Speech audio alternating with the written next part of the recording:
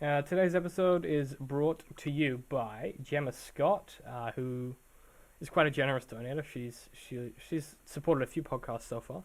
And then someone whose only name is Meservi. Meservi. That's the coolest name. Which is kind of funky. I like that. Yeah. So thanks for your support, guys. You too can be awesome if you like, and you can support us, Patreon. And you can make, supporting us helps us make more content. And buy Hummers and or jet skis or whatever it is that we want to do. It buys us iced coffee. Mainly electricity with which to record, but also iced coffee. Yeah. So check us out. Thanks to those guys for supporting. So make sure if you see them on the street, you say thanks. This is Christopher Walken, here to warn you that this contains some explicitly foul language. And if you don't like that, then I'll put my foot in your throat. The soundtrack's amazing. Yeah. The visuals are very, well done. And, the gameplay is super fun. And, because those three things are there, it's exceptionally good. I could do it in a heartbeat and make millions, but it would feel like just gouging my soul out. Yeah. Jurassic Park's a little more like DDR. If Shrek is a fairy tale creature, can he actually own land and want to kick them off? Where did that come from? You have to make a lot of shit up to make good art. Yeah. That's just the truth, buddy. Welcome back to AFA, Art for Artists podcast. I'm David, lead writer, creative person, in charge guy.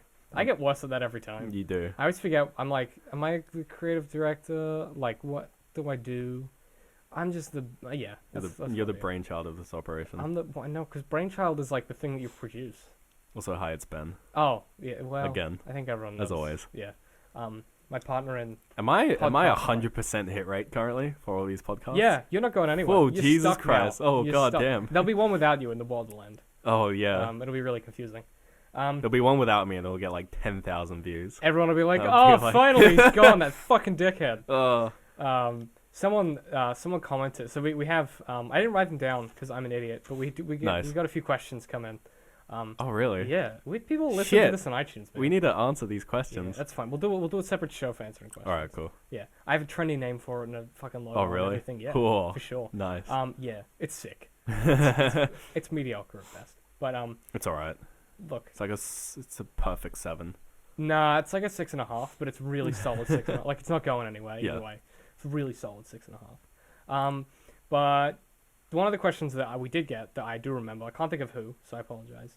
I can't look it up on my phone because I can't log into my account from my phone. But someone had asked, what would be our, ideal game?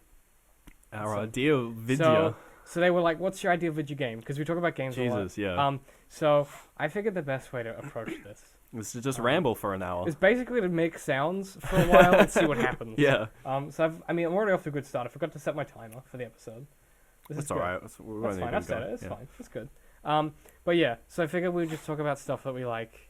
Yeah. No, not necessarily in games, but in general.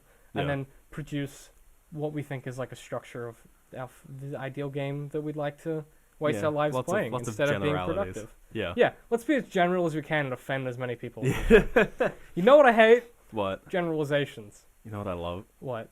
Generalizations. Yeah, they're the best. Let's get this out of the way. Our ideal game would be good. What? Our ideal game would be good. What? It'd be a good game. I don't know if that's true.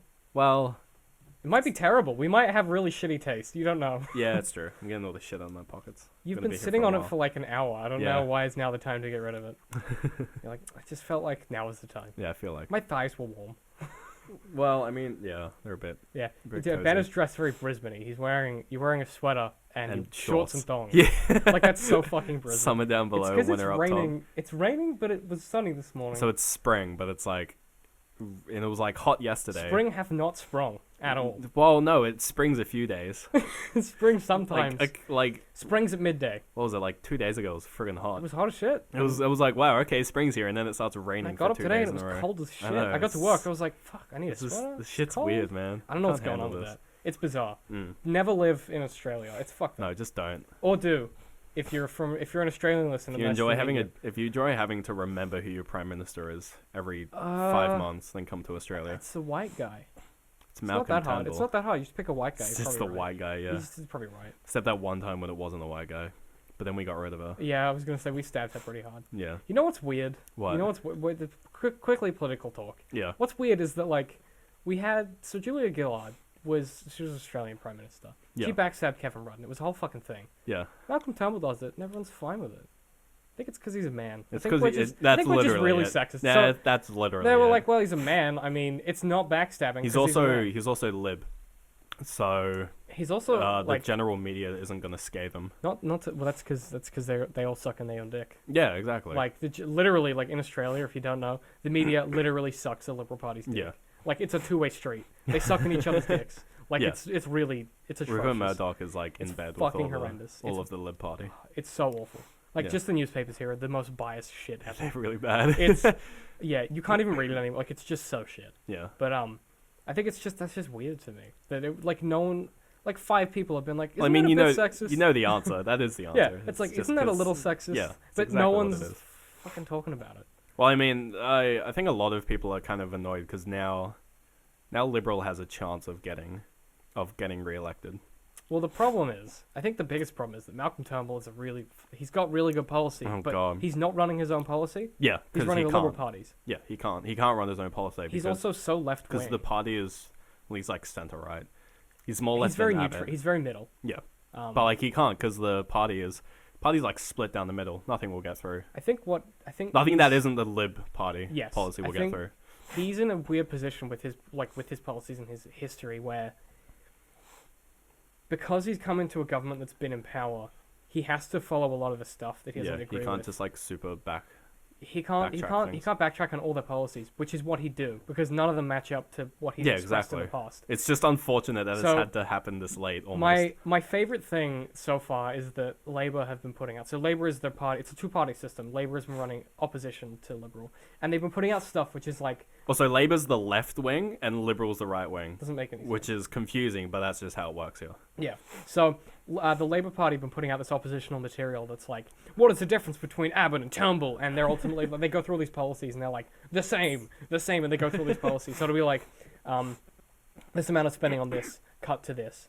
This amount of spending on this, cut to this. So it's like columns.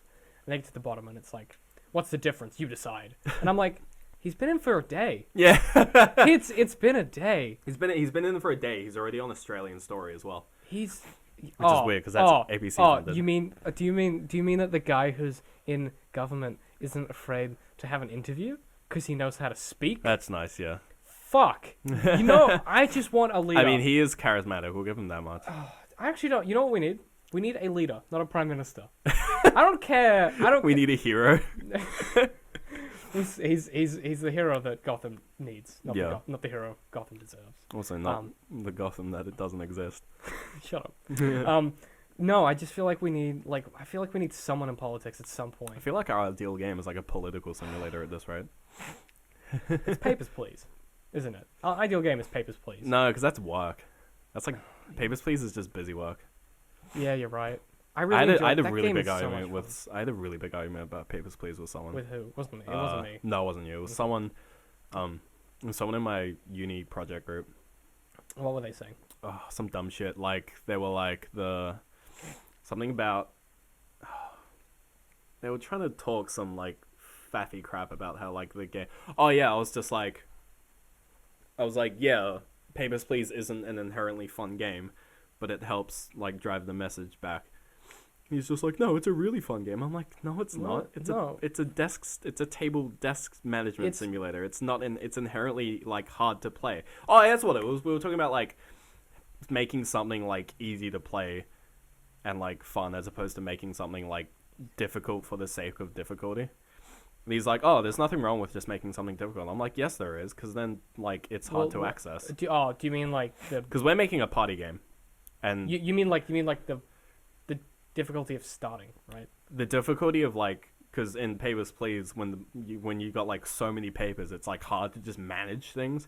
You'll be like, oh fuck, where is that? Oh shit. Wow. You know what I said before? Yeah. Maybe try chill with your hands swinging. It was everywhere. like, so it's like, you know, you lose a piece of paper onto like all the other pieces of paper, and you're like, oh, fuck, where is this thing? You're throwing shit around, and it's like, it's very much like it feels like I'm at work. yeah. I So enjoy it, it's- but it is very so much it's like work. it drives the story back, but it's like it's not really fun because it's just sort of tedious. And If you he was enjoy just, that, it's fun. yeah, well, he was saying like, oh, it's fun. I'm like, Papers, Please is not It's not fun. inherently. It's fun for certain people. Well, I don't. Maybe it's cathartic for certain people. I wouldn't say the mechanic of just moving paper around is fun. No. It's fun to stamp the fucking thing and Well, deny people. That's what's always fun about that game is the decisions, not the mechanics. Yeah. Well, I wouldn't really say fun. I'd say like Enjoyable. engaging. Rewarding. I no, because like It's not rewarding at all. It's like the opposite of rewarding. but, well, Because you get hardly any reward. yeah, but like It's yeah. just sort of like you just get in like a mindset where it's just like, this is what I have to do, which is kind of like what a job is. It's just like, I well, guess it does a good job of getting its point across, which Yeah. is that job sucks in real life. oh god, yeah. Like something one thing I love for Papers, Dealing Please with idiots. is that would suck, but I wouldn't necessarily have been like that was a fun experience. I learned something, and I really enjoyed that game, but I wouldn't have said that it was fun. Yeah, exactly. So I don't know that. That was the argument. I don't going agree this with that guy. Yeah, no, Fuck him. neither. I Fuck think that he's guy. Oh, he's an asshole. You know who you are. I hope he's not watching this. Cause You know who you are. Please don't, because I have to work with him still. Fuck you later. He's actually an asshole though. You can be fucked later. Not now. You're fine now. You're fine till Alright, when that's over. You're fucked. Well, I mean, because when it's over, I'm just gonna like, sort of just take the project and do it Yeah, I myself. mean, make it better. Yeah, pretty much. Yeah, because you actually Me and a few other people who actually know how to make games. because you have structural and you have ambition, so you'll be fine. Yeah, and they're all Um, just.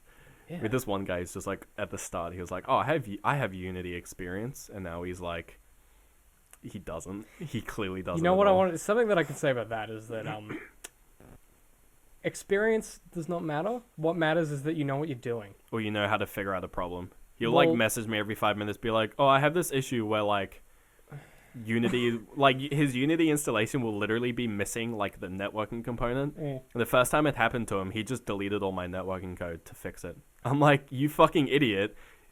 I'm like, "Where's my networking code?" He's like, "Oh, it was erroring out on my computer, so I deleted it." I'm like, No. "It was fine on my computer because your No. computer's fucked. Fix your computer. Don't just delete my code." I got so No. angry. I see the problem now. And this is the guy who is experienced with Unity. So here's something that I've learned. Here's something that I've no, because I work. It pissed me off so I much. shouldn't start that with no, because I think that's the wrong attitude. But something that I have learned is that people who have experience do not necessarily have the skill set required to do a good job. Yeah. So Especially with using a toolkit, it's more about like that's- if I you just have a think- like in problem solving, it's like there's knowing how to solve a problem you've gotten before, and then there's knowing how to solve a problem that you get presented and that's with. the difference between That's the difference between experience and knowledge. well, I Because think experience is, I have had this problem before, I know how to what to do fix with it. it. Whereas knowledge is like, here's a problem. it's like let's see if I can work out how Yeah. to fix it. Yeah, I think that's the difference between. So when we look at hiring artists, we go that's the difference between a good artist and an okay one. Yeah. It's like, oh, you want me to draw this thing, and a good artist will draw the thing that you've asked them for. A really good artist will draw the thing you've asked them for, but they'll take the thing you want and they'll try and understand the problem at the core of it and the Yeah. reason that you want it, and they'll try and aim to that rather than just do exactly what's prescribed. Yeah. So it's not like they've gone outside the scope of the project or anything, but they understand that at the heart of every task is a problem that you're trying to overcome. Yeah. So if I'm like, hey, draw a picture of XYZ for a carousel image, the problem at the core of that is that we need a fun image for the carousel that's going to engage people. Yeah. The core problem isn't that I need a picture for the carousel. Yeah. So that difference in understanding is the difference between someone that's great and someone that's average. Because then the person who just looks at, I need the image, they would just make the image. Whereas the person who says, Yeah. I need the image, I need to make this, and it also needs to just be this image at the end product. It's like there's the better baseline understanding of what I'm making. Yeah, it's that understanding that's the difference between like that average end product and a really good one. Yeah. And I think like a lot of people don't get that because they're not used to like problem solving. half of my fucking project group doesn't get that. So Well, it's the reason that like a lot of people will do degrees and not many people are successful in things. yeah. And that's true in anything that's creative. Oh, dude, I'm like 6 months away from finishing uni, and I'm fucking terrified because it's like I haven't learnt that much, but like I can get given a problem and then sort of be able to figure it out with a Well, that's variable more- amount of googling. That's the most important part. So that's the most important thing you can take away from any part of study of any Yeah. kind is learning soft skills that let you overcome obstacles. Yeah. Knowledge we live in a world where you can find out anything on the internet. Yeah, exactly. It doesn't matter. But It's a collective knowledge of everyone who's doing the same thing you are. People who don't understand why you do exams are stupid. It's like exams are there because you need to learn how to solve problems in constraints. Yeah. And whilst you never need to be able to know something off the top of your head for the rest of your life, realistically, knowing how to do that is a useful skill. Gives you a baseline understanding of how it works. And also, like, knowing how to memorize something so you can pull it off the top of your head is great. Because if you're in a court, you don't have time to, like, you've done all your pre-work, Yeah. but you've got to remember what your pre-work was, right? Yeah. So people don't really understand that there is a real-world translation of exams and being useful. Because kids are like, oh, you never have to remember anything for the rest of your life. Oh, yeah. It's like, every day of my life is trying to remember what the fuck I have to do next. I have so many lists because I'm bad at it. Like, people just don't, there's no connect there. Same, especially with programming. You'll be in high school, and you'll be like, oh, when am I ever going to use trigonometry in the real world? And then, like, you become a software engineer, and everything you do is trigonometry. Yeah. I mean, I'm so glad that I spent so long learning maths in high school, even though I was bad at it. Oh, yeah. Because now when I'm doing Maths is CSS and amazing. HTML, Yeah. like, I'm like, oh, I need to do this margin and this padding, and it's just like I can do it instantly. Yeah, you just sort of I don't have to realize sit there and be like, if it's 5 and then there's 4 and there's a 1 pixel gap, Yeah. like I can just do it. I'm like, oh, I've got a 2 pixel margin left to work with, Yeah. or like just that kind of thing. Or like you have something that's 50% width, and you've got a 412 pixel item. Yeah. You're like, I know how much space that's gonna take up.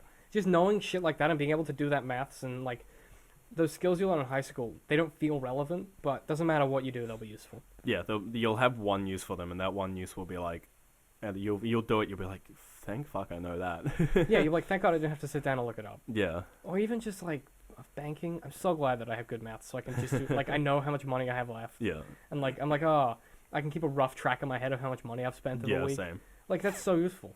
So if you're in school, which none Then of you like are, you 'cause look at your we've bank account and like some like recurring payment went through. You forgot. You're like, ah, yeah, where'd that come you're from? like, oh, I've got less money. Oh, it's Yeah. fine. That's my Spotify. That's my this. Yeah. That's my that.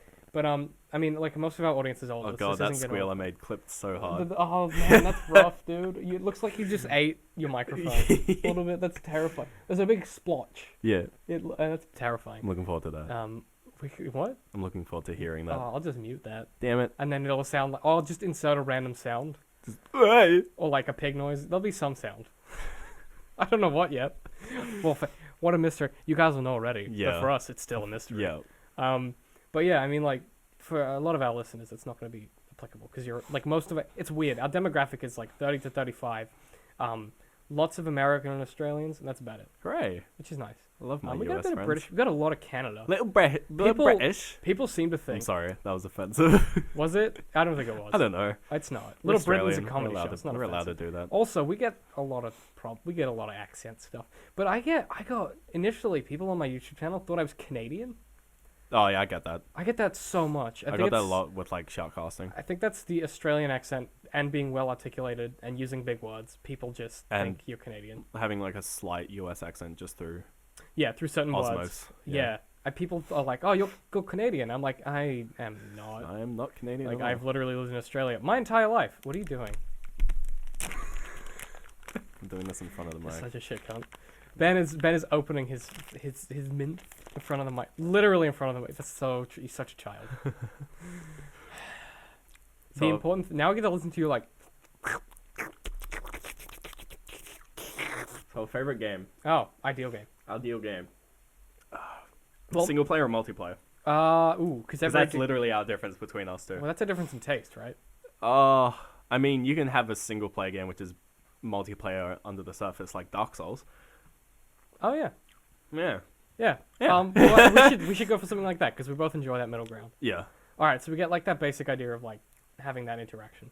Yeah. There was something else recently. Just that did general that. social aspect. What did that recently that wasn't Dark Souls? Don't say Bloodborne because obviously. Yeah. 'Cause that's a Dark Souls game. But there was something I played recently that was pretty popular that had like ghosts and invading and stuff that wasn't. I can't remember what it is. Journey? No. I That don't know was- what that was platform I pretty was old. playing on, so I'm not sure. But there was something recently that I was playing that had that aspect to it as well. That I hadn't pictured. I couldn't like it was a weird thing, like I hadn't seen it coming. Yeah. I can't think of what it was. But it's kind of become a thing. Everyone's trying to do it as well as Dark Souls. Yeah. But they can't because they do it well, and the reason Dark Souls work is that it's super like basic. Yeah. Dark Souls is just like praise the sun every 5 meters. Well, not even that, but like when you do the invasions and the fighting and stuff, it's literally like they don't try and balance it. They're like, if you're a high level, you win. Yeah. Or if you're a better player, you win. Yeah, it's very just like They don't try and structure it and like add too much depth. they to it. they didn't because they obviously like it. It's the kind of thing that like could be tacked on. You could tack it on to any single player game, but like what makes other multiplayer like features feel tacked on is that like they try to add like a bunch of extra rules surrounding it. Yeah. So like the Bioshock 2 multiplayer, it's a whole separate mode, and it's like got this weird TDM rule, and everyone's like, it feels tacked on. Yeah. But like Dark Souls, if there was no multiplayer, it'd still be a good game. But like the multiplayer is literally tacked on. Like it's fucking pasted on the walls and shit. Like it's like the messages especially, they're literally tacked on. Yeah. Like let's be honest, it's just like Well, you can play the whole game offline. yeah. They're an addition. They're not a thing unto themselves. Yeah, so like they're an additional layer on top that like removed doesn't change the game, but added also doesn't really change the game. Well, I would argue that added it doesn't necessarily change the game, but it changes the way that you play it slightly. It adds more to the end game with PvP. I mean, it adds throughout because you can summon different people and you can do lots of different things. Yeah, and but like it having offers... having like a PvP system inherently gives a game like a further end game after.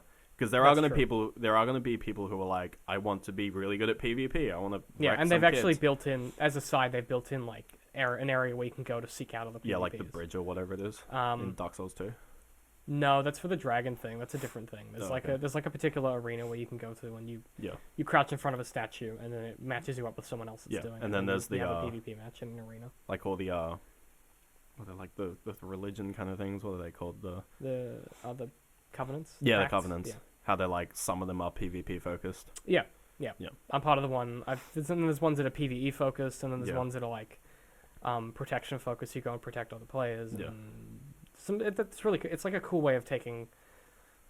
I think the reason that works is that the game it works off. It doesn't try and innovate on the game engine. They know that they have a robust baseline. Yeah. And they just use what they have. They don't try and like. Another element of sort of multiplayer that Dark Souls has is the fact that like they just don't tell you anything. Like yes, like there's no like there's a tutorial, at least in the first game, like there's a tutorial, but like let's be honest, it's pretty ruthless and doesn't really tell you much. But like there's even less of one in Dark Souls 2. Yeah, but like figuring out like how to do really specific stuff, or like figuring out even just what the covenants do in the first place because they don't tell you. It's like, or do they tell you in later games? But I know in the first game they just don't tell you. Okay, so I'll give you a grade. In Dark Souls 2, they don't tell you how to level up. So I went through 20 episodes not knowing how to level up, protecting my souls like a crazy homeless person, searching, and it was one woman you have to talk to. It's super obvious when you realize, but they don't tell you. You can't do it at bonfires. No. Oh god, that's ruthless. Yeah, they demon souls at you. So in Demon Souls, you had to talk to a character to level up. Yeah, same thing, because it's almost the same character as well. That's in pretty some funny. ways. But I was like, how do I level up? And I was like, maybe I have to kill a boss. Maybe I have to kill the first boss to level up. So I did that, and then I was like, I did not level. What is going on? And then I found the lady. Yeah, but because it's like that, it means that like you could play the game on your own. Yeah. But like because there's just so little information given, it's almost like encouraged to sort of like team up with other people like online and like chat about how to solve the game. Well, not, it's like that's what I think it works because you can't actually talk. You have to show or write. Yeah. I think that's the big difference between that and everything else. Oh yeah. You can't speak to other players. Well, not even in game, just like talking on forums, like outside of games. Ooh. Like a game that like Fez did that pretty well with sort of the later puzzles. Yeah. So Fez has like the game. You finish the game, whatever, you can play it. But there's a few extra hidden areas where like getting into them is so ridiculously just like convoluted and like there's a whole entire language that you have to decode to figure out how to do it, and that tells you like what buttons to press in a certain part of the map, and then you have to do like math equations in this different language and it's like it's fucking ridiculous. Yeah. And like to the point where like it's pretty much impossible to solve alone. Like you'd be there for like 6 months trying to solve it. So people like teamed up to try and solve these puzzles in the end of Fez. And cool. Like there's just like pages of discussion of people trying to figure this out. Got to the point where like a lot of them, they just ended up trying to brute force parts of the puzzle because they're like, we just can't figure it out, so we're just gonna brute force it. So there's like a Google Doc which is just like tried solutions. Just pages amazing. of tried solutions, and it's like it's solvable without that, but like they just couldn't figure it out. Like kudos to Phil Fish for making a fucking ridiculous puzzle. There's like shit like that. Like Fez has no multiplayer, but there was that weird one multiplayer aspect. Where social element, yeah. Yeah. It's like Dark Souls is kind of similar. I think, okay, so if we take that, so I really like that system in Dark Souls. And I think I liked it even, so they changed it a bit in Bloodborne in a really good way. So in Dark Souls, you have ghosts of other players. Yeah. That like, there's something about that is so creepy. Oh, seeing like a ghost walk up Just and then just like fall off a bridge. You're like, what? Yeah. And then you walk along and the fucking thing hits you and you fall off the bridge. You're like, motherfucker, I should have seen that coming. To me, that's so clever. Yeah, because it's so subtle as well. But when you get further into the game and you see people die from stuff that you can't see, it's really creepy. Yeah, you're like, And there's something about, like, I think if they focused on, like, if they wanted to, they could make Dark Souls really horror.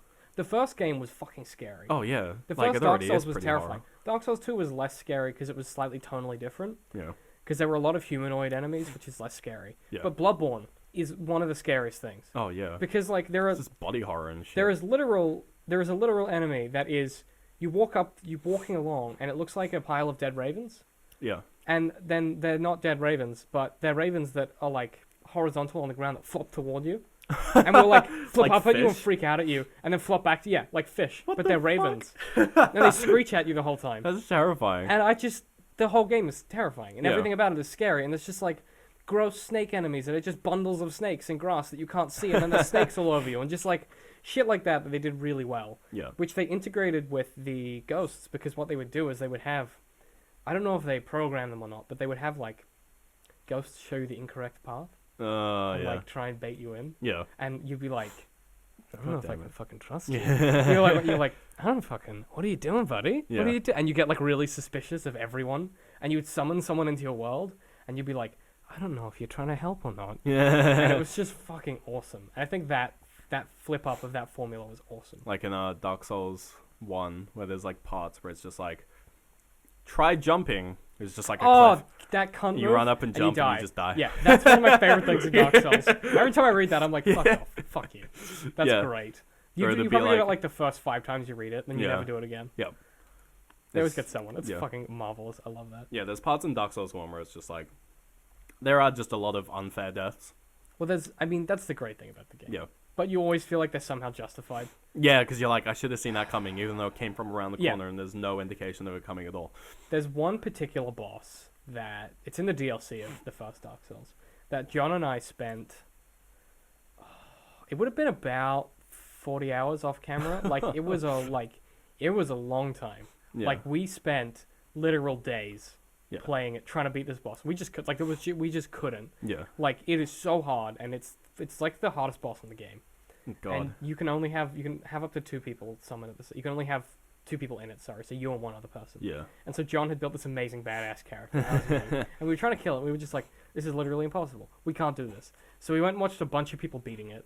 We were like, we think we can do this. Like we've seen their strategies. We think we Yeah. can replicate that. No, we can't. So then you go and watch a bunch more strategies until you find one that you can do. Yeah. And to me, that's so cool because you integrate that with your existing strategies, yeah. so you get one that works. Like, And that idea of like forcing you to innovate is so cool. yeah, like I got stuck on the friggin' Taurus demon. The one Oh, on the yeah. bridge in Dark Souls 1. Yep. I was just like, I'll try to fight it on the bridge. I'm like, I can't figure it out. So I literally Google, it's just like, yeah, climb up the tower and just attack it from above. I'm like, motherfucker, yeah, just Yeah, do you that. do the plunge attack. Yeah, the plunge attack. I'm like, god damn. I beat a boss last night in Dark Souls 2, which was this giant. It's because I'm playing the DLC at the moment, Yeah. but I'm already on New Game Plus, so I'm playing them in New Game Plus difficulty, Oh, god. which is insane. Yeah, that's right. And I'm fighting this giant spectral tiger. Is that the one with the knife in its mouth? No, No, it's in Dark Souls 1. that's Dark Souls 1, and I think that's Artorias. Yeah. I I haven't gotten up to that yet. No. But it's this giant spectral tiger. It's not a hard boss. It's just really unpredictable. So I spent ages learning its patterns and learning its animations and like sussing it out. Yeah. And I just couldn't do it. And I was like, fuck, I need to watch someone do it. So I watched a few videos. I try and save that to like my last resort Yeah. because I want to work it out myself. And I was like, oh, none of those helped. Like literally, because they're like a magic build or they were this build, and I'm like Yeah. a melee ranged build or something. Yeah. Like none of that helped. So I had to like take their strategies and innovate them for my style. that's like to me that's just so. And I beat him, and I was like, fuck yeah! Like it's so rewarding when you get to do that. And I feel like if you can replicate that, some aspect of that weird social thing that they get right, I think that it keeps bringing you back to the game. Yeah. Because you're like, oh, I really want to see if I can do it. Because like, oh, other people have done it. I reckon I can do it. But you always do it differently. Yeah, because even though it's like a single player game, it feels like the community behind it is so just like I don't know, dedicated, rabid. It literally feels like you're surrounded by ghosts of other people all the time, because you always are. And they're all staring at you, watching you fuck up and laughing. So yeah, because you're like someone in another world is gonna see your ghost. Yeah. And be like, yeah, wow, what a pussy. Wow, what an idiot. What a fuckwit. Yeah. So I think that social aspect is something that I would have. Like if I was gonna build a game, that would be something that I would include. So that kind of style. Yeah. And getting it right would be tough. Well, getting anything right is like. Yeah, but I mean, like 90% of like making a game is like. You can have an idea, but it's all about the way you do it. It's all about the implementation. Yeah, absolutely. It's like it's the difference between like I don't know, fucking Bubsy and Mario or whatever. I don't know. No, that's Bubsy. A good point. Yeah. No, it's they're pretty similar, but there's a few key differences which is make or break. Yeah. And I guess that's like, we've talked before about Shadow of Mordor and Assassin's Creed. Oh yeah, they're basically the same game. They're the same game, but Shadow of Mordor did a bunch of things really well that Assassin's Creed didn't do. But Assassin's Creed do a bunch of stuff really well that Shadow of Mordor doesn't do. So I picked up Mad Max actually recently. Oh, is it good? Yeah, is it? It's alright. I mean, it's like a Ubisoft game.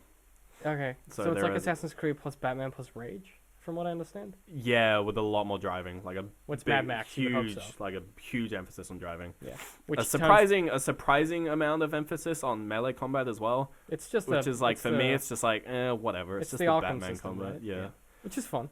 It's the Batman combat, but just like less. Like I don't know if it sort of unlocks to the sort of like more like timed system of the Batman combat. It's like the Batman combat when you like you can when you unlock the like the skills where it's just like when you time attacks perfectly, they do crits. Yeah. So you get to a point where you're just critting on every attack because you just get in the zone and you just get the timing. I'm hoping that opens up in Mad Max. It probably will. Like it's a Warner Brothers game. It probably will. Like it's got the same like combo system, and you have like there's like a rage mode that you get if you get like enough. Okay. If you like combo enough, you go into like a rage mode. You do heaps of damage. Anyway, but it's like the game's fun if you really enjoy the atmosphere. But like there's a lot of busy work of just like random shit around that you can do if you want. Stuff, yeah, but it's like. Usually they're like pretty short, and it's the kind of thing where it's just like as you're driving along, you can actually just like do them. Like probably the most common one is there's like these pillars that the bad guys build, and you just have to destroy them. But it's like to destroy them, you either just like grab them with your harpoon gun and drive and pull it over, or just slam through it. So it's like, and they're usually on the side of the road. So you'll be driving along, you'll see it, you'll be like, okay, and like maybe you'll be on a mission, you'll just like harpoon it while you're going along, tear it down while you're driving, and then keep going. So it's like, it doesn't feel like, unless you specifically like, I have to get this one, this one, this one, and this one, and you go around and do them. If you just sort of like ignore them until they come up and then do them and then keep going, then it's like, it doesn't feel too bad. Okay, so it failed what I call the black flag test. So the black flag test comes from AC4, so Assassin's Creed 4. And the black flag test is that if you have a single, it doesn't have to be physically a vehicle, but if you have a vehicle which carries your protagonist, so I'm not talking physically a vehicle, it could be anything, it could be like a path or whatever, doesn't matter. If a side quest provokes you to stop that vehicle, go on your side quest that you can abandon and return to your vehicle at any time, but has enough interest that eventually you might think about going back, that's a success. What you don't want is something which forces you to get out of your vehicle. So you don't want something which forces you to abandon whatever you're doing. Yeah. Like literally forces you, so you have to go do that thing. Yeah. You don't want something that is so compelling that it feels better than your main story. That was Skyrim's problem. And you don't want to like have something which is so not compelling that you're never interested in it at all. Yeah. Well, because the thing with the Mad Max one is that it's like because the game is like about driving and you can still like. Because with the harpoon thing, especially, you literally just, like, while you're driving past you just spam the B button. You hit a button. You keep hitting a button, it'll harpoon it, and then you'll just keep driving. You might, like, fly off course a little bit because the harpoon pulls you a little bit. But then you'll just... You're correct. You've done nothing. You'll just pull it over and you just keep going. It's not a thing. Yeah, it's not a challenge. There's like a few other ones where there's like sniper towers and you gotta hop into the sniper is actually really cool. You can like sort of like a few hours in you basically get the sniper rifle, which is actually just you can only use it in the car, and it's because you have like your car jockey who's this guy who like builds the car for you essentially. It's just like a mechanic. Yeah. And you swap places with him. Yeah. So he starts driving, you get in the sniper rifle. You can actually still drive the car and like aim and shoot the sniper at the same time. So you can do these once you get good enough, because it's actually pretty hard to sort of micromanage it. You can be like driving along, like see like the glint of a sniper rifle like in the distance, immediately swap places, keep driving, and like aim the sniper rifle. And it's got auto aim on controllers, which is what I use because it's a Ubisoft game. Well.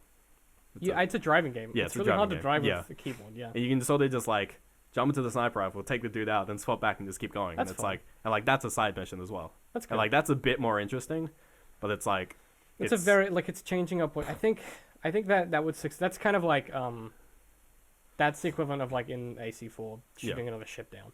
Yeah, It's and part like of that mechanic. there are some like there's like little camps. Well, there's different types of camps. There's like scavenging camps, which you stop, get out, scavenge, get back in. They're tedious. Yeah. You don't have to do them unless you just want to get scrap metal, which is like the currency. Get your loots. Yeah, but then there's like the enemy bad guy camps. I forget their name. You go in and punch a bunch of dudes. Yeah, you like you can't drive your car into them. They're all specifically designed with like a convenient driveway that's just like blocked off from every side. You just sort of like slam your car into there, get out of the car. Then just like punch a bunch of dudes. It's the Borderlands thing. Yeah. We have like 3 pillars. Yeah. Yeah. Borderlands like were big offenders of that one. Borderlands 2 in particular. Punch a bunch of guys, then just like do whatever you have to do to disable the camp. There's like 3 different types of camps. How did they not get that right? They didn't play Arkham Knight, did they? The game devs should have. That's a really I don't know how. It's like a weird Far Cry thing. But like Arkham Knight, there's never a point where I felt like I was forced out of the car. Yeah. It was always like, oh, it's like I want to get out to do that. Well, they're the kind of side missions that like you don't really do them along the way. You do them like because the reason for taking down like these pillars is to reduce like the threat level in the area. Oh. And the lower threat level, the lower like roving, just like so random. they're the kind of thing where you alt tab out of the game, put the volume on mute, put a film on, and do them. Yeah. But Which it's is like, fine because you're playing more of the game, but it doesn't keep you in. Yeah, but like the camps are the kind of thing you would do last. Like you probably wouldn't do them first because they are you get all very your distinct. upgrades and your cool guns and your cool fisty punches. And they are like very distinct things that you do just to like you're like I have to do like 5 more things, just whatever. But like at the same time, like the roving cars are actually really kind of fun. Like it's the car combat is pretty interesting, although it kind of gets it's sort of like this weird idea. It's just like whether you want to. Like, if you want to destroy a car so you can loot it, then, like, whatever, you destroy it. And, like, if you... Like, most enemies, if they take, like, too much damage, they start, like, running away. So you sort of chase them down. Just like, okay, that's kind of fun. And, like, the map's big enough to sort of facilitate having a battle that moves around. Kind of like a really car chase. Yeah, a car chase. That's cool. Which is nice, because I was kind of worried that, like, I would feel like the map's, like, too small. And it's like going in a circle. It's Mad Max. Like you have to have big fucking areas. The map is reasonably sized. The sort of like the first area you get put into is like comically small, but then it opens up from then. Yeah. That's just like the tutorial area essentially. That's a game design flaw though, I think. But it's like the easiest way to get rid of a car or like sort of disable an enemy is to just like smash any armor it has until it's just the base car, and then rip off the door and then rip out the driver. And then the car just stops. That makes sense. But the problem with that is then you can't scrap the vehicle on the spot. You have to get into the vehicle and drive it back to a stronghold, and then it gets scrapped. Yeah. The only way to scrap a vehicle out in the wasteland is destroy it. And in the strongholds, you can get this like upgrade, which automatically scraps vehicles that you destroy in the area that the stronghold has control over. Yeah. So you get that first. So just any car you destroy, you don't have to get out, manually pick up scrap, go back. But it's like 90% of the time I'll be like, I have like 5 guys on me. I just have to stop them driving. So I'll just pull out drivers. But then I'm stuck there reversing and driving into cars to destroy them so that I can get the scrap. I see the problem. I can't just like leave the cars, drive off and have them scrapped. They just sit there. And it's like, that is so annoying. Like, I feel like if I pull out a driver, like I wouldn't care if the cars just blow up on their own so that they can get scrapped. And it's like, shit like that is just like, oh my God. It's like, it makes sense from a like a thematic point of view. Like if you pull out and like it's cool. You can pull out a driver and take their car and drive around in it. Like that's actually kind of cool. You're not like there's so many. Like it's not like you sort of start playing it. You're like, oh, this is my car. Like the car you have, like this is the only car you drive, but it's like no, you can drive any car. You can drive anything in the world. You can drive anything in the whole world. Like it's actually pretty nice, cool. Yeah. But it's like half the time I don't want to, or like 90% of the time I don't want to. That's like a lack of like they've just missed. They've missed there should be a way that you can. There should be a setting you can flip. If you find that kind of thing irritating, or it just like it just shouldn't be so easy just to disable a car by pulling out the driver. Like if they just if I was forced to like. Or if there were multiple people in the car, because 90% of the time there's like one dude in an enemy car. So you pull him out, car stops. Yeah. Like whatever, this is boring. And like... You don't have to like board the car or anything, you just get near it. You literally, the harpoon. Oh. The harpoon gun just... What? Oh, that's weird and dumb. Yeah, the harpoon gun's like super OP. Like at least in Assassin's Creed, like you have to pull up next to someone with your ship. You had to board them, kill... No, you just get in the general vicinity of something and press B and it pulls off the door, and then you press B again and it pulls out the driver. Okay, so that feels like an accessibility thing they've done to try and make it accessible. Like there's a lot of things where it's just like this is... But it's a Ubisoft, and it's like it's not... It's not Ubisoft though, it's Warner Brothers, but it feels like a bad Ubisoft that's game. Weird. Yeah. I guess Warner Brothers kind of have that. That's like the thing they're doing. Is they're doing that now, but it's like it feels more Assassin's Creed than Arkham City or Arkham Knight. I mean, that's not bad. Yeah, I mean, Assassin's Creed is sort of, it's fun. Well, they have the fucking Ubisoft towers, though. They piss me off. So, you know how every Ubisoft game has the towers? Yeah, oh yeah. So, they're the same in Mad Max, where it's the place that you fast travel to. But it's like, they're these, like, air balloons. So, you drive up to this air balloons place, and you get out of your car. See where this is going. And you have to, like, go through a little climbing puzzle. So, it's basically climbing Far Cry 3 towers. Yep. To get to like where the balloon is, and then like, oh, the balloon's out of gas, so I gotta go back and find a gas canister, fill up the balloon, then I gotta like switch a lever so the balloon comes down, or I like gotta like pull off the leads Just that are like holding a balloon bullshit. down, and then you get in the balloon and you literally hold the trigger down to like raise the balloon for about 6 seconds. You just wait. You just hold the ascend button and you wait. Like, why can't I just press the button and then immediately... Because you hold it down and then you go into, like, this scouting mode where you can, like, see... You have to manually find everything around you, for one. Which is tedious as fuck because the binoculars have, like... They have, like, 2 zoom settings, like, really close and really, really close. Yeah. So you can't just, like, look back You and can't see pan. the... You have to go, like, up and down, up and down, up and down. You have to, like, scan every bit to That's find annoyingly everything. realistic. It's so fucking stupid. And you can't, like, put the binoculars away either. You have to stay in the binoculars. And then when you search Sounds everything... like an amazing design for Then when you search everything, you put the binoculars away, and it's just like, you found all these points. I'm like, I don't care. And then it's just like, no, you have fast travel. I'm like, thanks. And then if you don't want to fast travel anywhere, you know what you get to do? You're going to go back to the game and hold the other trigger to descend in the fucking balloon. So that touches on, like, a shitty problem that so many games Oh my do, god, right? it is... Like, it's so much waiting. That tower thing... Okay, so...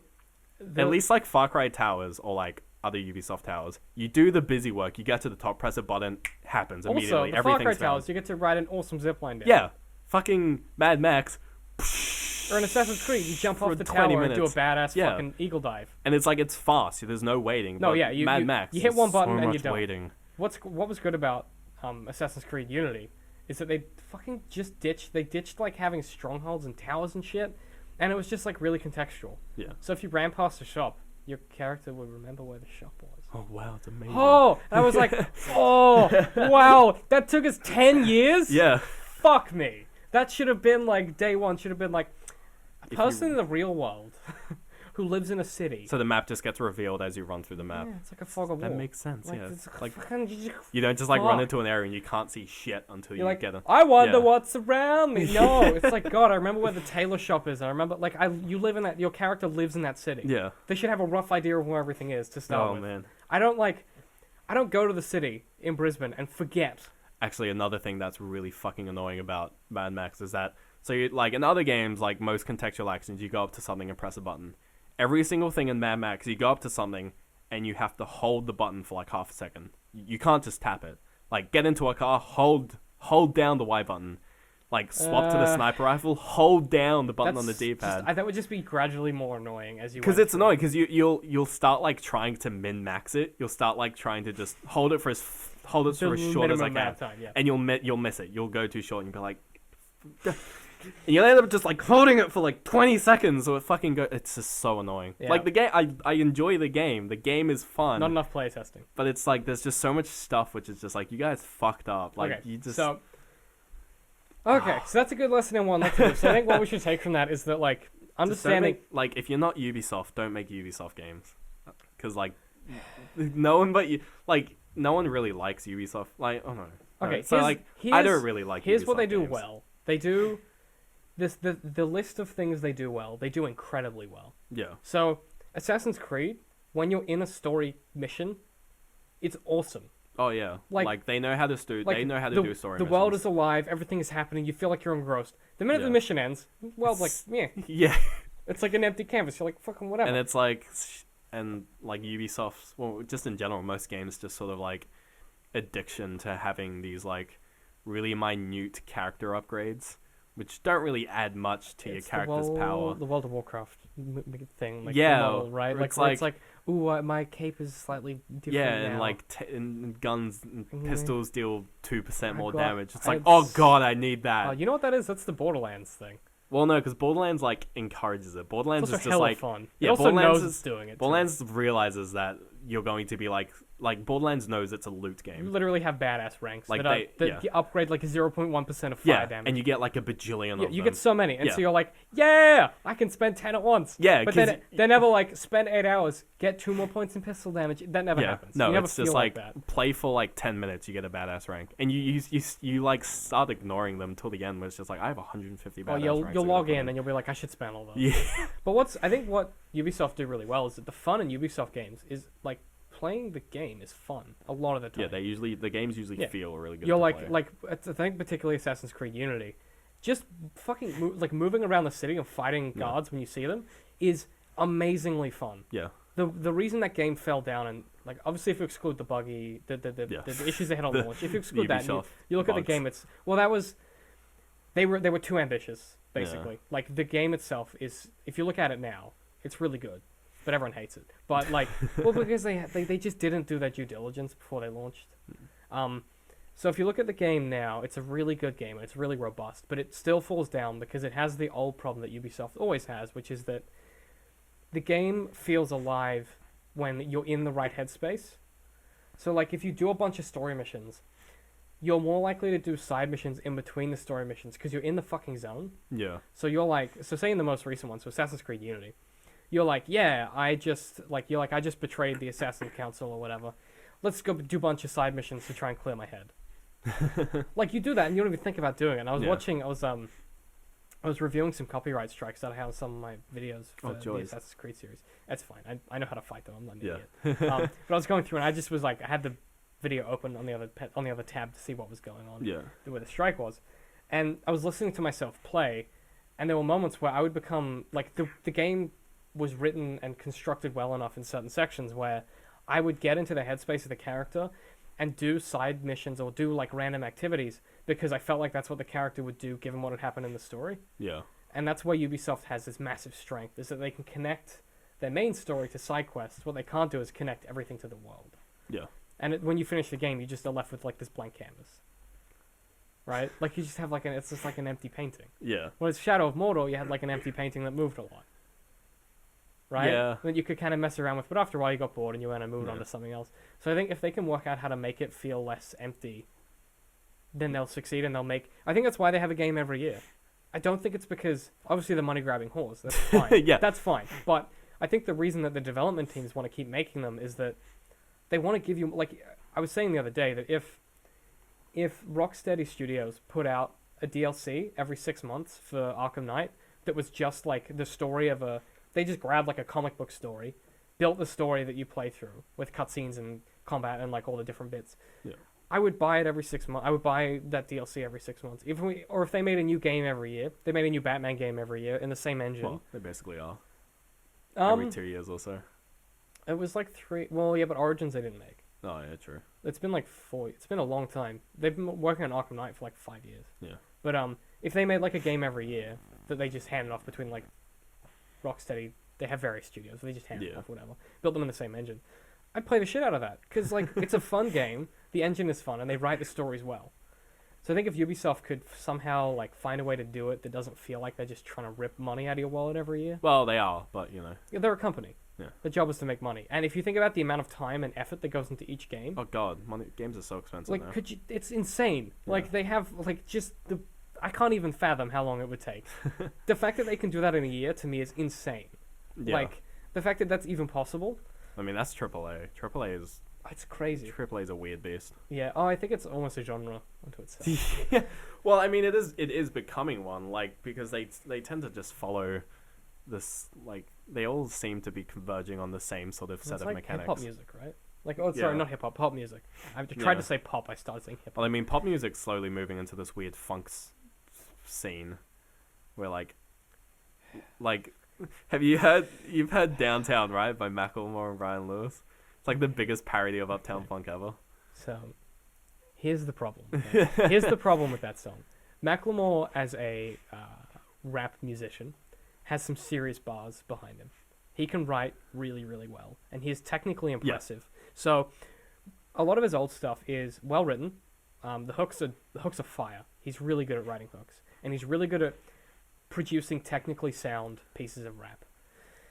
Downtown It's like a joke of the song. Downtown, there are sections where he's written amazing rap, and it's technically phenomenal.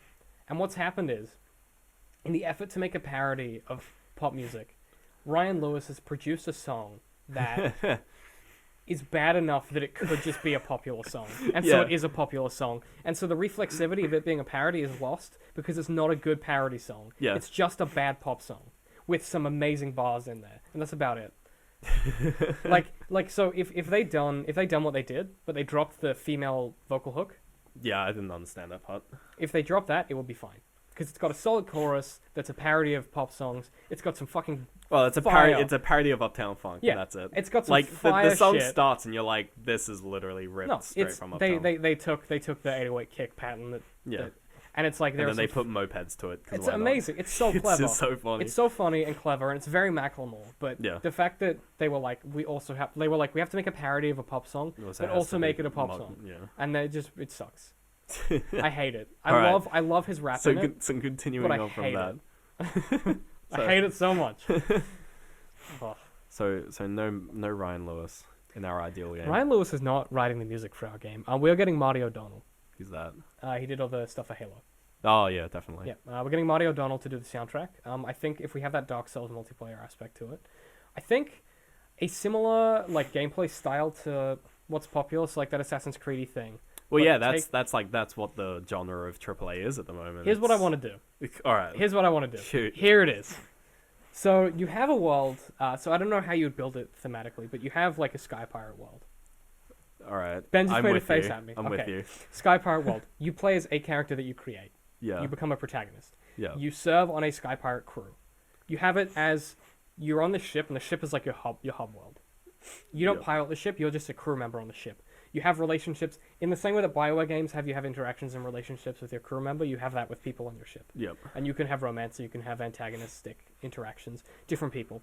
And what you do is you have a main story where you have your ship go throughout the world and do things, and your captain wants to do things, and you want to do things, and you have side missions, and you can leave the ship and stay on the ship. All this, and you have sky ports, so like taverns and Yeah. cities that float in the sky that you can travel to on your ship. You can't access the ground, right?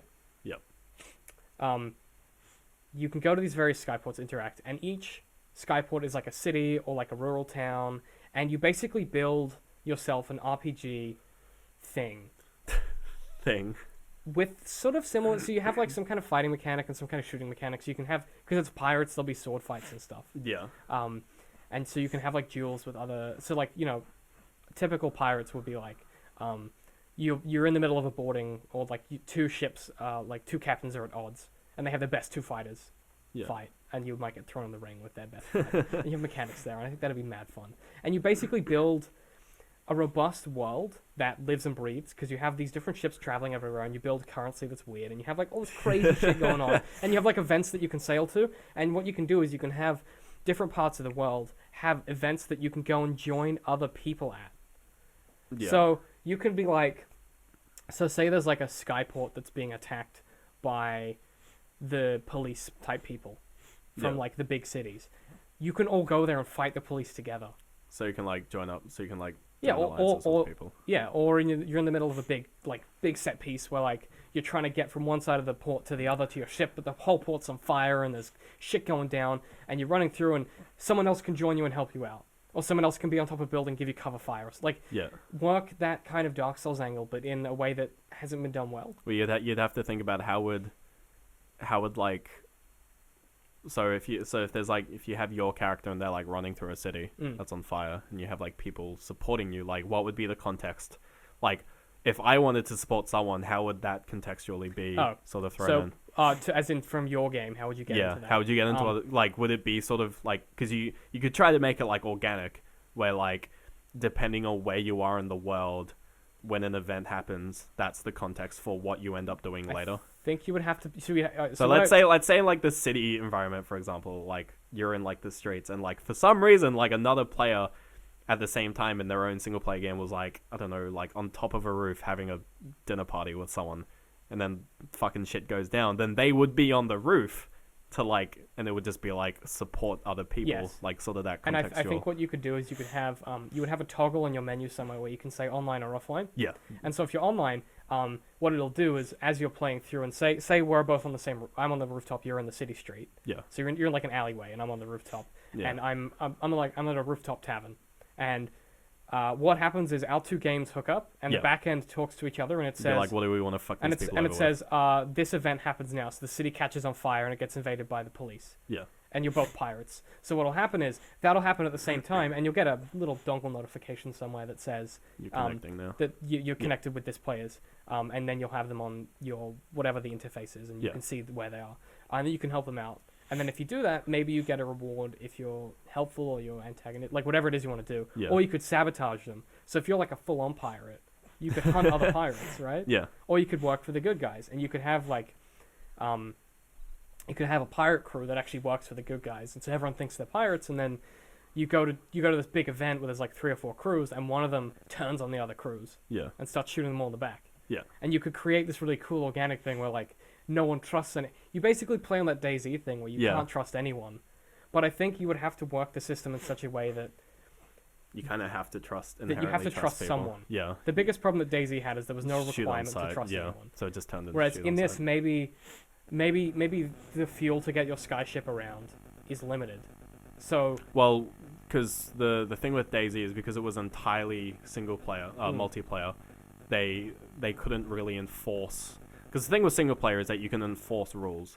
Yes. Like, there are plenty of single player games where you have to be the good guy or you have to be the bad guy. Like, games that don't play with the whole moral good bad kind of thing. So like The Witcher 3. Or just like... Or Shadow of Mordor. Or just like Batman or whatever. Oh, yeah. Where it's just like, it puts you on a path where it's just like, you're the good guy, here's your missions. Like, you could... Because you're playing a single player game inherently, which has, like, the Sky Pirate game. Yeah. Because it is inherently a single player game with, like, these multiplayer events, you could be like... Yeah, because you are following this certain path during this event, you actually have to do this, and if you don't, we can penalize you. Yeah, there will be penalties. Yeah. So like, say you're working for the Sky Pirates, and you decide to kill a Sky Pirate. It's just like you might lose some reputation, or you might lose some money, or there's the repercussion there. Or if you work for the people you're an independent party hunting pirates. Yeah. You might. If you help out a pirate, you might lose some credence with that, and you can you can work an economy of some kind of reward for doing the thing which adheres to the path that you've chosen, and then some kind of negative repercussion. Yeah, to try and encourage you to stay on. I mean, at the end of the day, like you can always, like if someone decides to fuck you over, that becomes part of the system. Yeah. And then you can always adjust. The thing with DayZ is that like the reward system for DayZ was like, at least vanilla DayZ was just like, you like the thing you want is like better gear.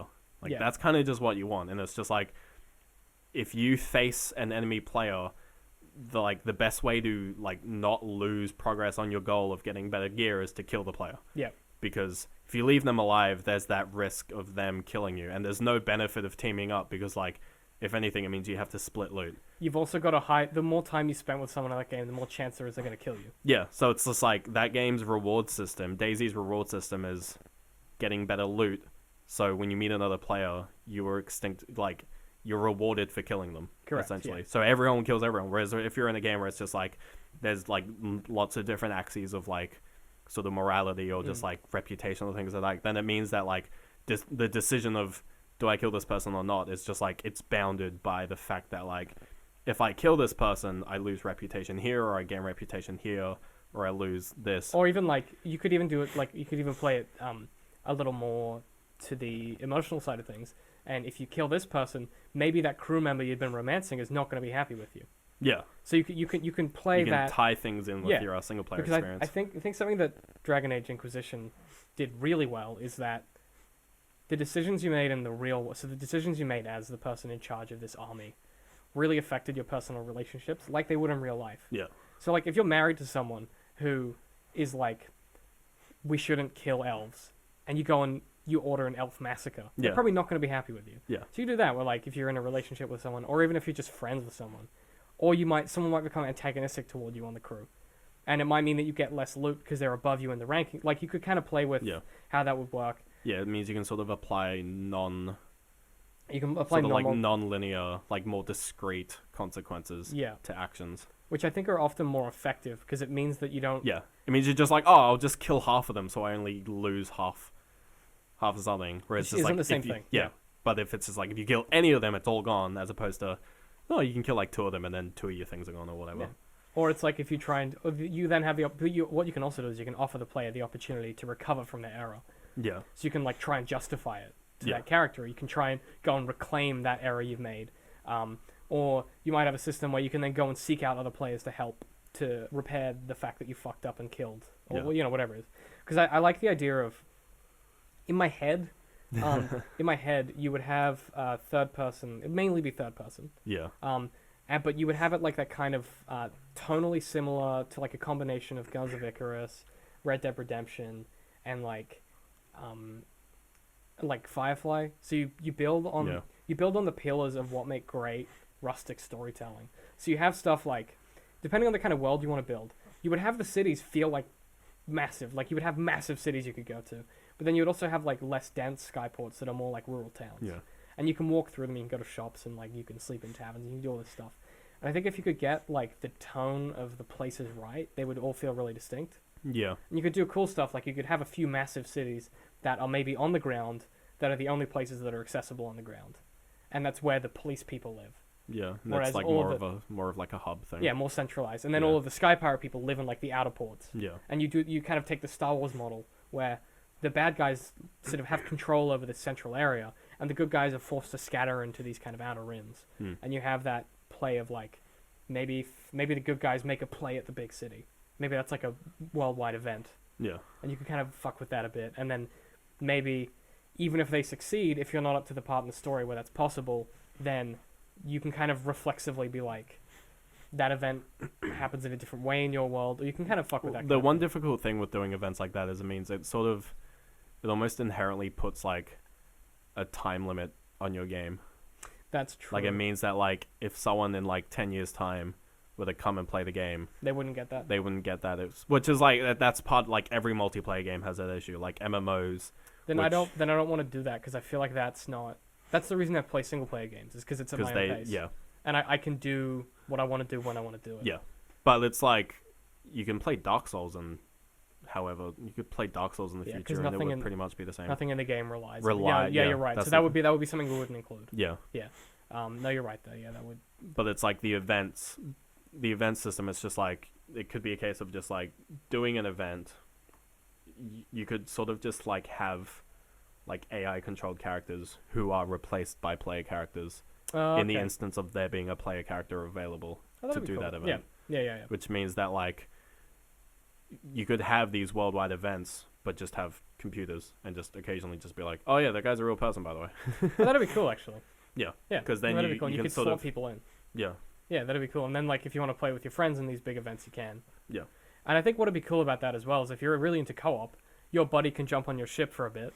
Yeah. And you can go somewhere and do a few things. It's kind of the I'm trying to think of like there is a game I played recently where you could do this. I can't think of what. I'm really annoyed. I can't think of what it was, but the way Guild Wars 2 does its story sort of, because like Guild Wars 2 does, like the story missions in Guild Wars 2 are like a big deal.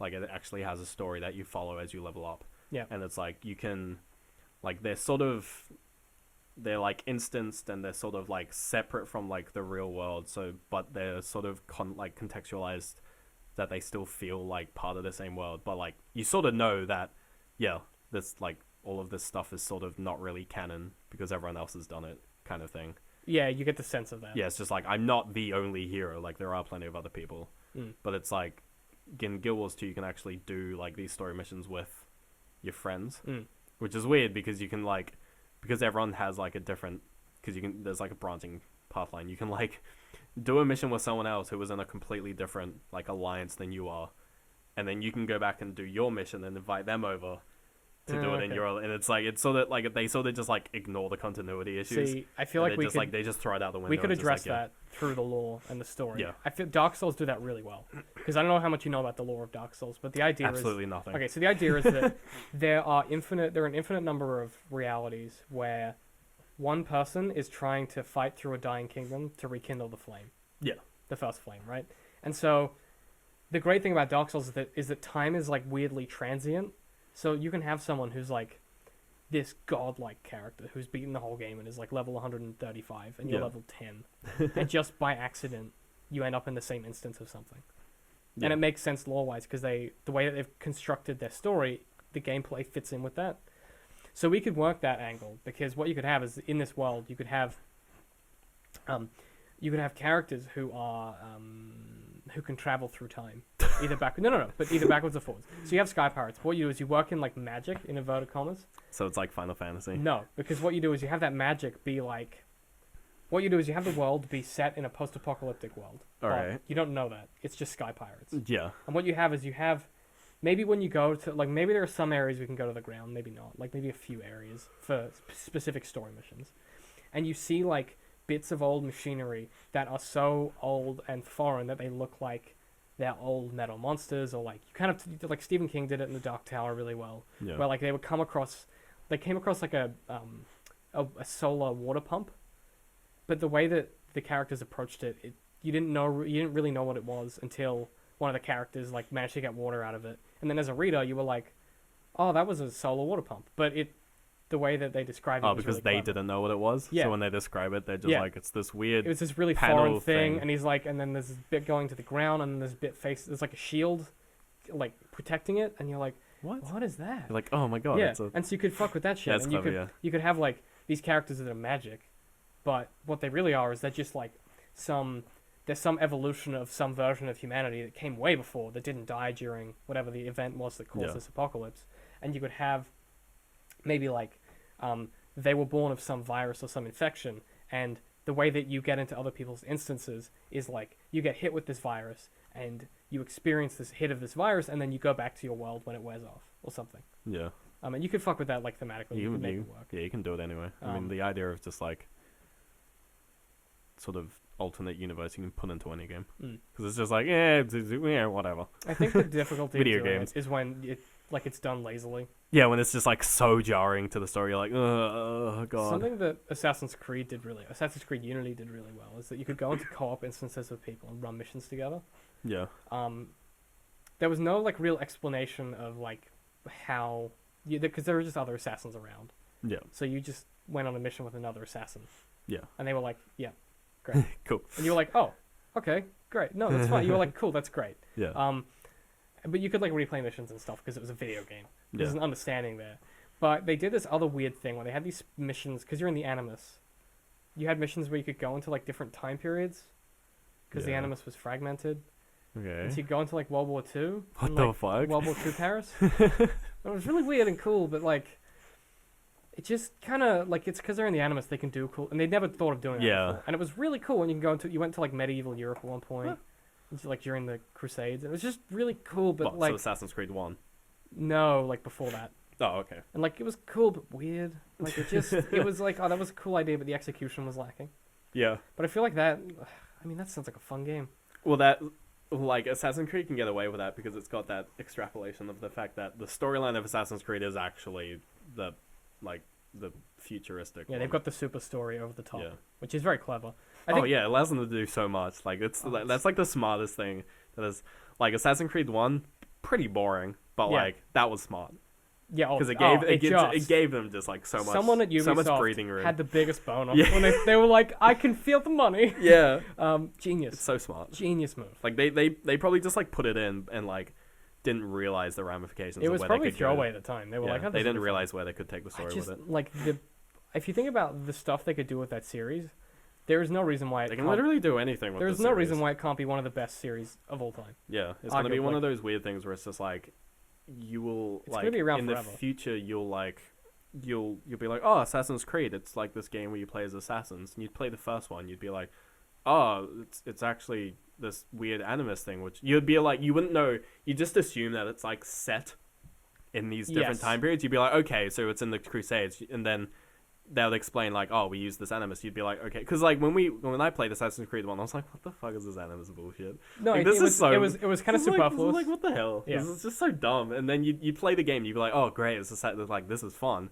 Like it was cool at the time, like running around and shit. The game was boring, but like, but every time you got pulled out of the animus, you're like, no, put me back in. Like I don't want to deal with this shit. But then like Assassin's Creed 2, it was just like, dude. There's this penny drop moment where, it's when you first When you realize the worlds are connected, you're like, dude. Oh, what yeah, the well, fuck? it's like when you have the first instance of the bleeding effect and you get back into the animus, and one of the characters is like they try to pull you out and you're like, no, I'm staying, Yeah, and you're like, oh, yeah, you're like, oh, okay, oh. this is clever. yeah. So I think that and then it just like fucking goes crazy from there. honestly, like, genius. Oh, so smart. All credit, and then like the stuff they've done with Unity is so smart. They're like, in the Assassin's Creed world, they built Ubisoft in the world. Oh yeah, That's yeah. so clever. There's, so they can have the games exist in the. yeah. I was like, oh, that's genius. There was a. Do you watch Game Theory? Yeah. Have you seen the one where it's just like all the Ubisoft worlds are connected? No, I haven't. So it's this theory that every single Ubisoft game is actually in the same universe because Abstergo, the company Abstergo, yeah. Well, because Far Cry 3 is in that game.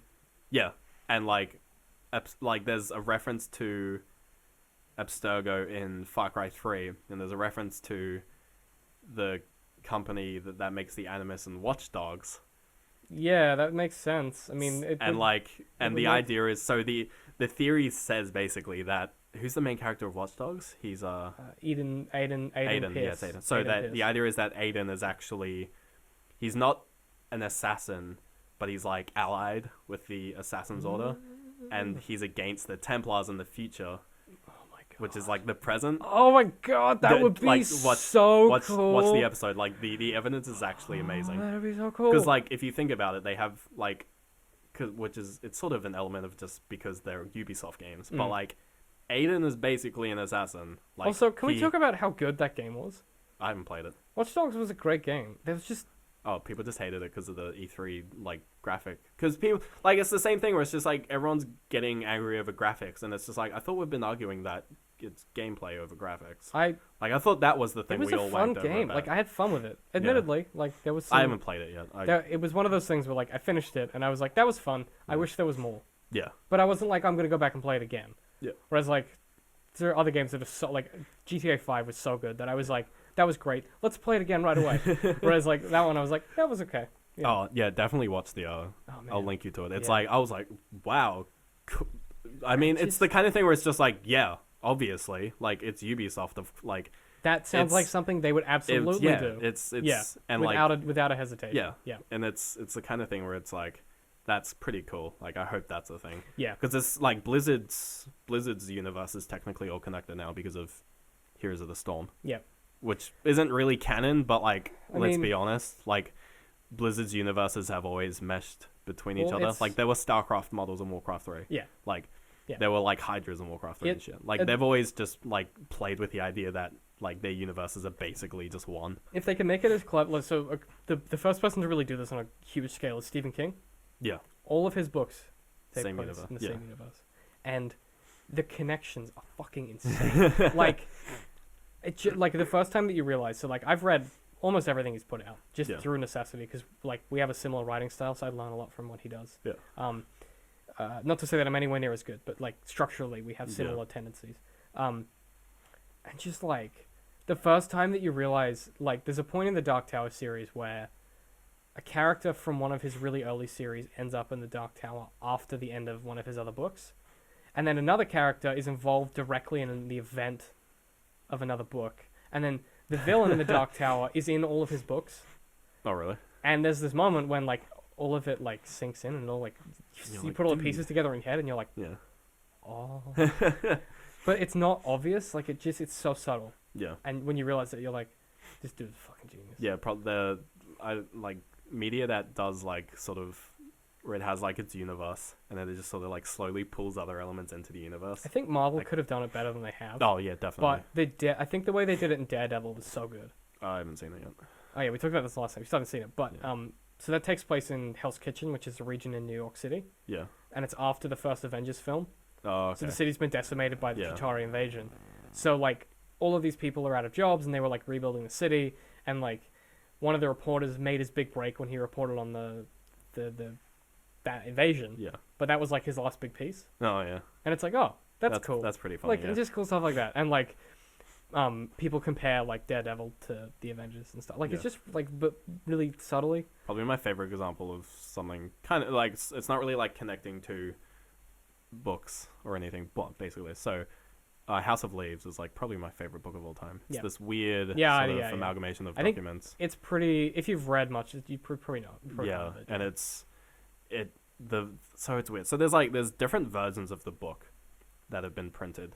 So Yes. like there's different like there's like the sort of original copy, and then there's like the copy that most people use, which is like the full color edition or whatever, and then there's like 3 different versions I think, and it's like so you read it and it's and like you get a foreword from the editors, and you're like, okay, so this is like the editors of this that's version, right. Yeah. and they talk and you're like, okay, and they sort of talk about like how this book, like where this book started and things like that. You're like, okay, so like they're talking about the book itself.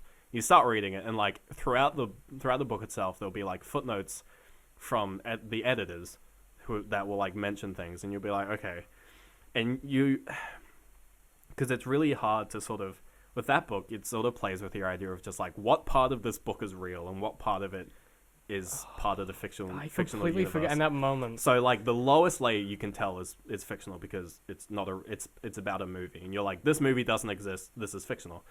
So then you're like, okay, so the layer on top of that, which is this guy talking about this book, about this film, that has to be fictional as well. Because the film's not real. Because the film's not real. And then there's the layer on top of that, which is sort of like the main character.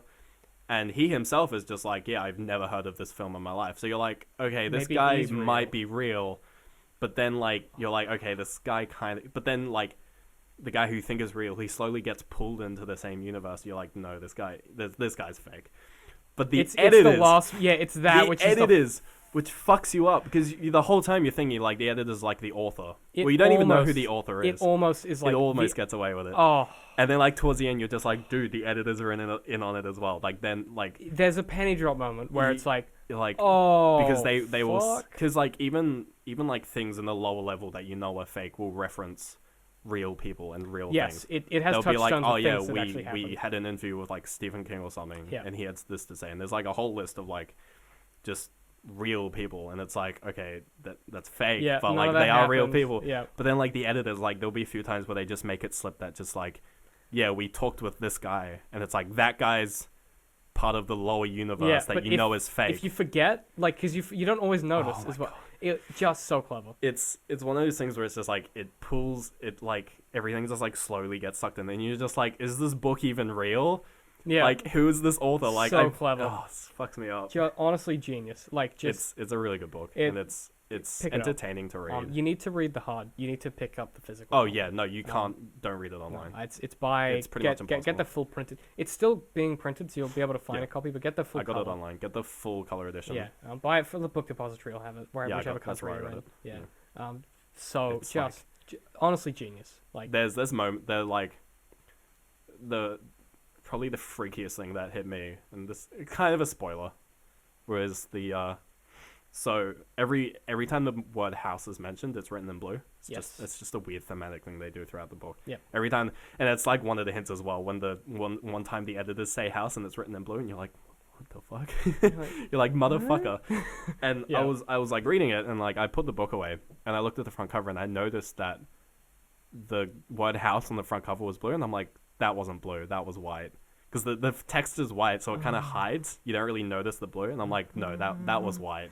That was definitely white. Man. And I'm like, was it blue? Did you have a what the fuck? I had to Google. I had to like look you had up to look the up cover to images of see the if it's cover. blue or white. I was like, what the fuck is going That's on? fucking phenomenal. It's terrifying. That's amazing. That book scares the shit out of me. That font color thing is a really clever technique that you can do where there's a few shades of blue that are close enough to black that you don't notice it with the naked eye. That's what it is. But what you can do is what you can do in like say like you have an essay for school, right?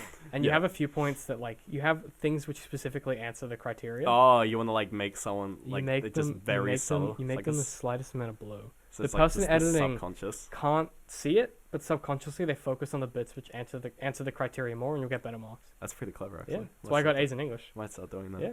It's good for you. It's good for everything. Yeah. Or you just make the font one size smaller, but then bold it. Also do everything unless your person marking it as a wanker. Make everything you submit ever in Garamond, the font. Garamond. Garamond is the publishing font. I've never used Garamond. Every single book you've ever read is published in some form of Garamond. Huh. So if you submit a manuscript in Garamond, it already looks like it's a published work, so they're more likely to like it. Nice. So if you ever like need to publish it, if you ever need to like hand in a proposal or something. Oh yeah. Well, I mean, in general, if you're reading on a screen, use sans serif. Yeah, anything sans. But if anything printed, use serif. Yeah. Because it's all about the DPI of yes, printing. because printing's a much higher DPI than screens. printing is, and also the other thing. Anti-aliasing. I was gonna say the other thing you don't have is you don't have the anti-aliasing, so you need it. But Garamond is like. That's the reason that I keep getting published. I'm pretty sure. You're right. You're shitting Garamond. Garamond. So if you ever need to submit anything with like Garamond, and use that trick with the. You got to make sure it's a shade. There's a few. You can look it up on. You can look up the hex. There's a bunch of articles on it. You can look up the hex value. The hex value for it. Yeah. But it works every time. That's terrifying. You can. There's so many things you can do to fuck. You can also make stuff that's less important. One hex, like you can make it like 1 or 2 shades lighter. Yeah. So they don't notice it as much. So if you really whiff a section, you just make it slightly lighter, and they're not gonna read it as much, and they're not gonna take it in as. Or you can do it with all kinds of shit. Like it's really good on resumes and CVs and stuff. If you have a few really outstanding things for that particular job that you're applying for that match the criteria they've asked for, you make that shit the dark. Or do what I do and literally hide a riddle inside of your resume. All that, which makes you sound a little insane. Oh no, I spent like a long time building it. I love riddles. I just They're love like my jam. I love the idea of like I think like I mean literally the only result that the riddle goes to is an img link which just has like a picture that says hi. Yeah, genius. I'm like, good job. But one of the things that I really want to it's like you found it, hire me. We'll do a podcast on this at some point, but like really interesting CVs and resumes and portfolios. Oh yeah. If you can get that right, like people just fucking hire you. I just like riddles. Yeah. But like there was a great one that I saw and it was a web designer. And you go and it was like a link to the portfolio. It was like her CV. And you go to the website. I'll try and put in the description if I can remember. You click on so you go to the website and it's just like a hash F7 F6. It's like an off-white blank piece. And it has enter like in the middle and like just a box, like a black text. And I was like, that's curious. And you click on it. And it's like and it looks like the start of a CV.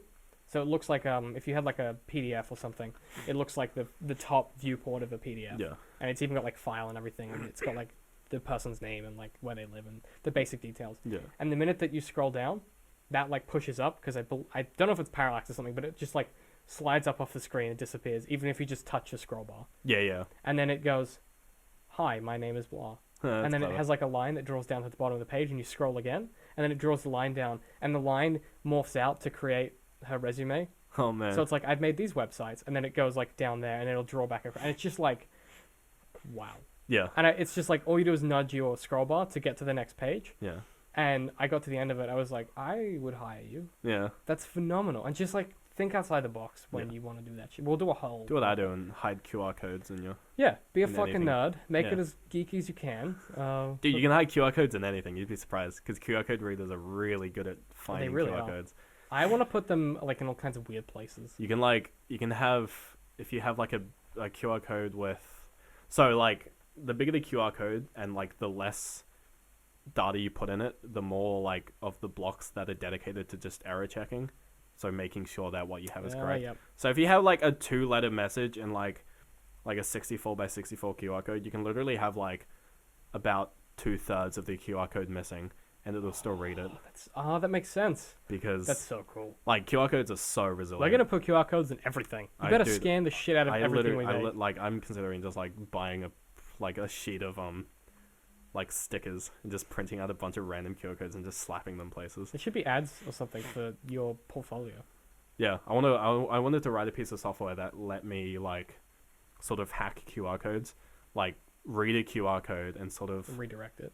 or basically like scan it and figure out like which squares I could just color in with like a pen, or like to change it to something else. Ooh. And like because that's could really could we advertise with QR code stickers?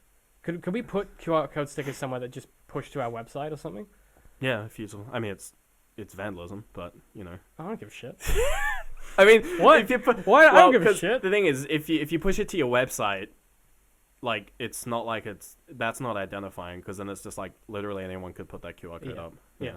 Exactly. So I mean, this is proof that we No, did it's it. fine. It'll be, who knows? Yeah, we're not doing that. No, but also Let the record show that we're not actually going to do that. Also, that would be incredibly stupid and irresponsible, Yeah. and I would never do that. No. But if I was to do that, I would also not get caught.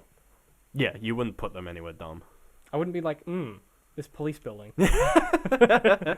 I'd be like, this space where anyone can legally put anything. That's where I'll put it. Yeah, true. Like, Yeah, just because like if someone like I know I do, if I see a QR code, I fucking scan Or it. you could put it over the top of another QR code. You can. That's the funny thing. That's great. Like that's what I like doing, because that's like digital vandalism, which is really something interesting. I don't know that there'd be much precedent for that, because I guess you're stealing ad. It'd be like graffitiing an ad, I guess. Yeah.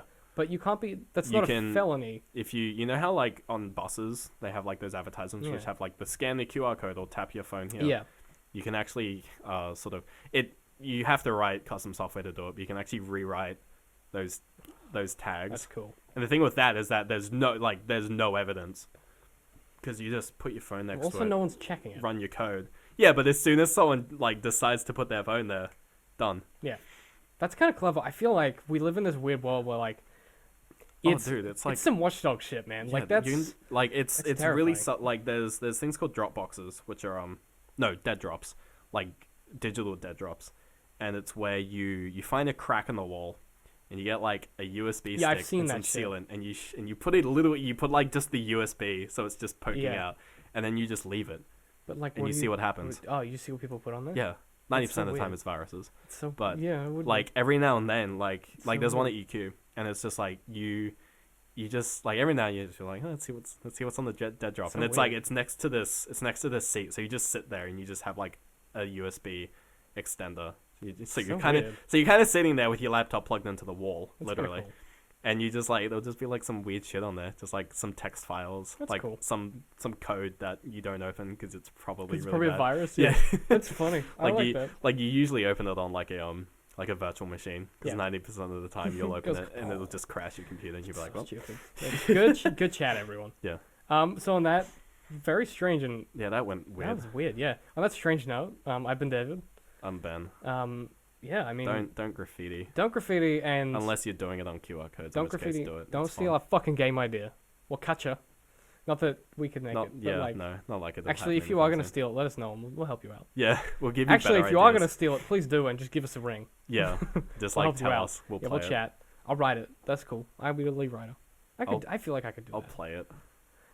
Ben's like, I'll play test. I mean, I am technically a game developer now, because Oh yeah. When Yeah. you graduate, you will be.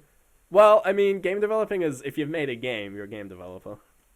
The truth can be You've said for developed the the game. truth can be said for being a writer. Doesn't mean you're a good one. Yeah, no, there's a difference between a good game Yeah. developer and a You're not Todd yet, but you get me. oh The whatever. baby steps. Yeah, but Todd's something else. Todd's yeah. dude's crazy. He's weird. Yeah, he's a strange man. But yeah, so I can't think of a moral from this one. I felt like last time we had a nice moral Really at the good end. moral. That's because we were being deep and existential. We weren't really being existential, and that wasn't particularly deep, but I see your point. There's no moral. I can't It's think deep of a like moral. a 5-foot swimming pool. Yeah, deep like a teaspoon in a Yeah. jar of Vegemite. You don't really want it, and you're gonna throw up afterwards. They really want it, but you're gonna do it anyway because you're a weird Australian person. Oh god. Yeah, but no. Yeah, I've got no moral, so I guess we'll just see you guys next time. Yeah, later. Bye.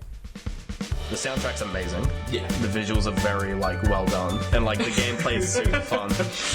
And like because those three things are there, it's like it's exceptionally good. I could do it in a heartbeat and make millions, but it would feel like just gouging my soul out. Yeah, Jurassic Park's a little more like DDR. If Shrek is a fairy tale creature, can he actually own land and want to kick them off? Where did that come from? You have to make a lot of shit up to make good art. Yeah. That's just the truth, buddy.